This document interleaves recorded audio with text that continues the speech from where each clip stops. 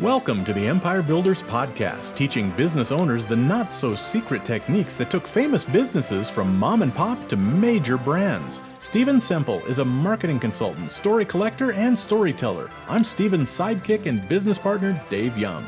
Before we get into today's episode, a word from our sponsor, which is, well, it's us. But we're highlighting ads we've written and produced for our clients. So here's one of those. I'm Mark Tapper. 45 years ago, my father, Howard Tapper, opened the first Tapper's jewelry store in Metro Detroit. It was a modest operation. Howard designed the interior on a napkin, and he opened and closed the store himself every day. From the beginning, it was Dad's plan to work with family. His wife and mother-in-law were the first employees. 45 years later, we have 3 much larger stores and over 100 team members serving you. Building this store wasn't my dream, it was Dad's. But it is my responsibility because I sit in his chair now. Not that I ever forget whose chair it really is. So I'd like to invite you to join us. Anniversaries matter. It's important to acknowledge the achievements you make. Or what's the point in achieving them? So visit Tapper's this month and see how we're celebrating the occasion. I'll give you a hint. 45 is the Sapphire anniversary. Tapper's, tell us your story. Thanks for listening to a bit of our story. Everybody has one, and we'd like to hear yours. Visit Tapper's Jewelry in West Bloomfield, Novi, and Troy. Welcome to the Empire Builders Podcast. Dave Young here with Stephen Semple. And when you told me the topic for today, my first thought was, okay, and I got nothing. I don't know the story of this. And my second thought was, wait, this is an empire? This is an empire? We're going to talk about the origin of black pearls. We're going to talk about the origin of black pearl. And this doesn't even feel like an empire that I know of. Well, here's the reason why I like to define it as an empire is if we take a look at the economy of French Polynesia, which is where black pearls comes from, it is actually one of their biggest exports. And in fact, it's one of the biggest parts of their economy. So I get French Polynesia is not a big country and not a huge economy. But when something becomes, by design, one of your largest parts of your economy, I kind of got to call that a little bit of an empire. I agree with you. I agree. So on that premise. That's where it comes from. And here's the thing that's really wild is it really came on the scene in the mid-1970s. And before that, historically, it was not a significant player in jewelry. Like if you were to find famous crowns or famous this, or like black pearls are hardly mentioned anywhere. They were not a thing. They were not a thing. They were not recognized as a gem. They were not something that was seen as being valuable. And what you're going to see is it became valuable and a very desirable piece of jewelry due to the work of 3 individuals, Salvador Asel, Jean-Claude Brulé, and Harry Winston. Without these 3 people, black pearls may never have become a thing.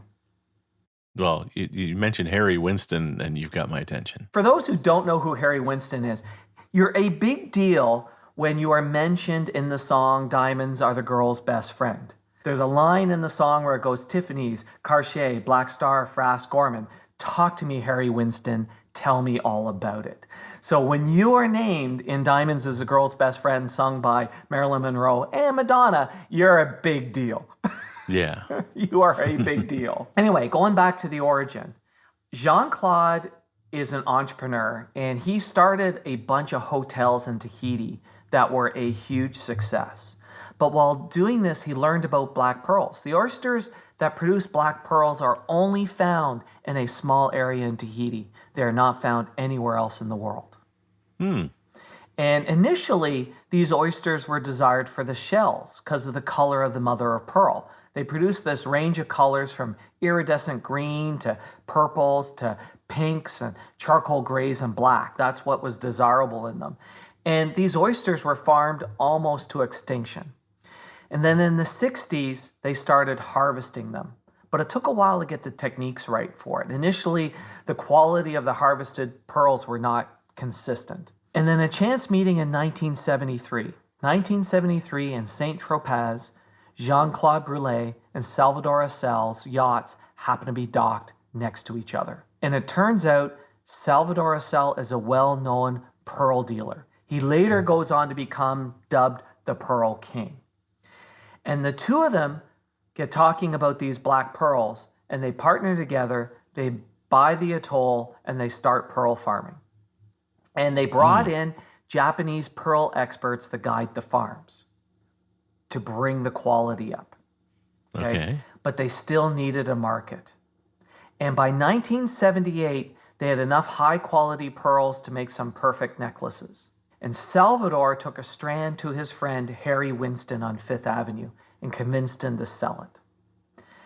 And Harry did this. He put these pearls in a window next to diamonds, rubies, and emeralds.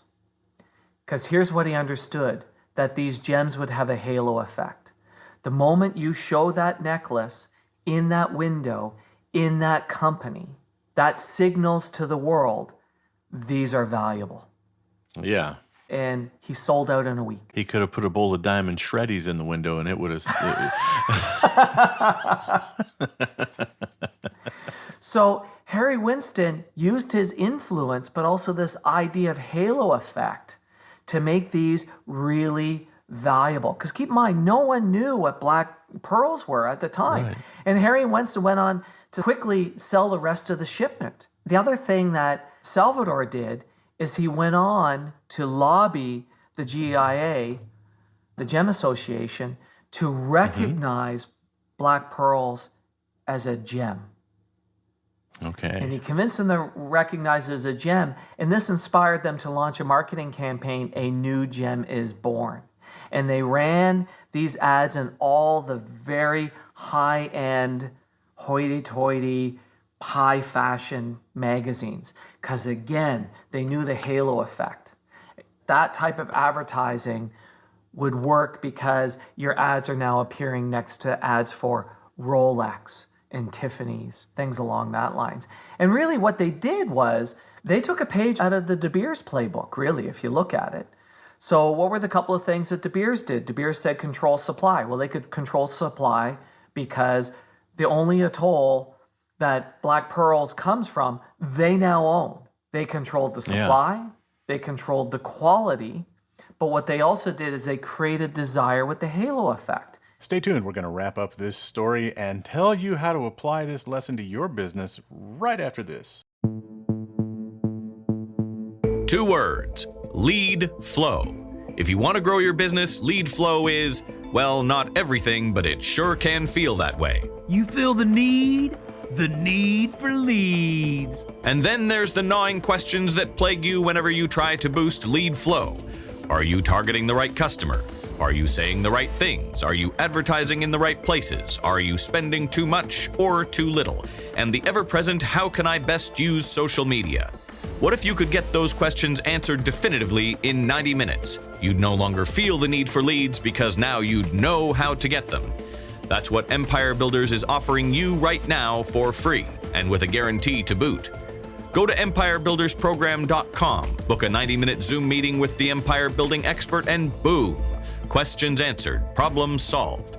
We'll give you the real answers, guaranteed. Guaranteed. Yes, our famous no pitching and no bitching guarantee. First, we won't pitch you at all. Seriously. If you want to work with us beyond our meeting, you'll have to explicitly ask about moving forward. And the bitchin' part? If you're not satisfied with the answers, say the word. And I'll pay you cold hard cash for your wasted time. No hard feelings. Now that's a guarantee. Look, Empire Builders take action. If lead flow is an issue for you, take action on it. Book your Zoom meeting at empirebuildersprogram.com.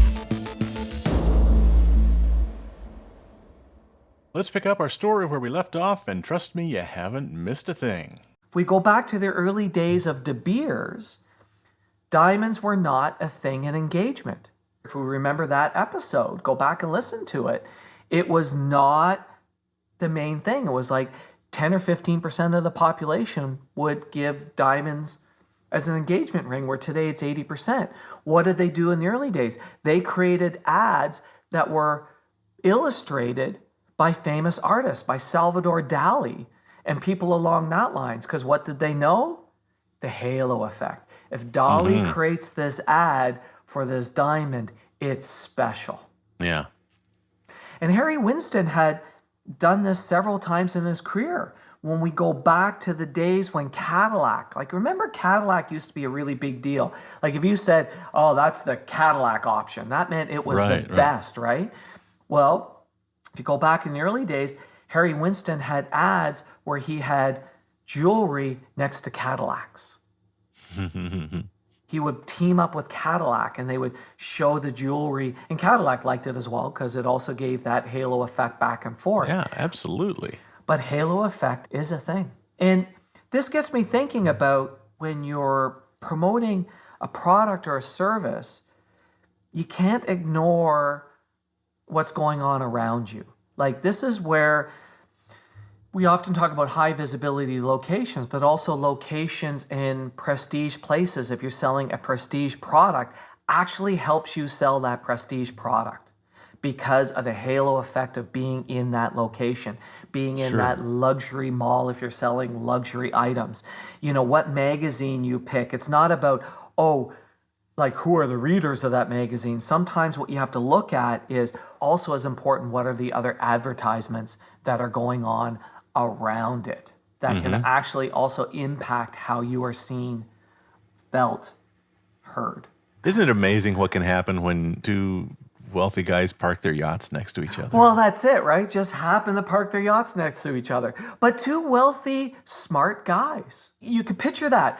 Here, let's have a drink. Oh, you know, I came across these black pearls. Oh, tell me more about, oh, Jesus, you know, I've got like you could see immediately they're like, I've got a plan. Here's what we've got to do. We've got to buy the atoll. We've got to raise the quality. I got to talk to my buddy, Harry. We're going to do this, and we're going to turn this into a thing that is going to be huge and great and suddenly becomes one of the largest exports of the French Polynesia. Like, I would love to have been sitting having drinks with those guys as they were dreaming this thing up. And you know, with people like that, by the end of dinner, the offer was being drafted up for buying the atoll, right? Oh, sure. Kicking everybody else off of it. But it's also this amazing making something out of nothing. Yes, they were beautiful, and yes, they were rare, but they weren't worth anything.